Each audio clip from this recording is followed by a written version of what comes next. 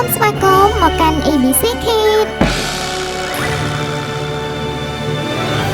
ថ្ងៃនេះយើងនឹងមករៀនអំពីព្យញ្ជនៈខ្មែរអក្សរចសួស្តីបងប្អូនទាំងអស់គ្នាតើយើងចាប់ផ្ដើមរៀនអក្សរចជាមួយអ្នកគ្រូទាំងអស់គ្នា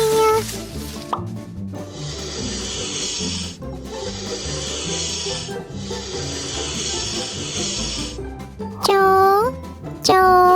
អក្សរច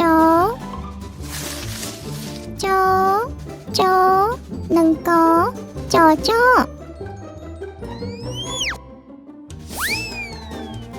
ចសត្វចចសត្វចចដាក់ស្រៈអនិងបចាបចសត្វចាប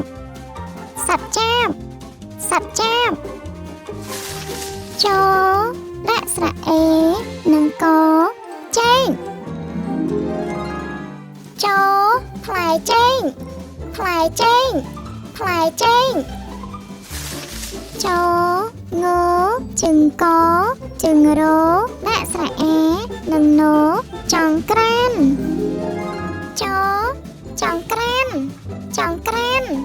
ចង្ក្រានពិតជាធ្វើបានល្អណាស់បងប្អូនចាំជួបគ្នានៅវីដេអូក្រោយទៀតបាយបាយ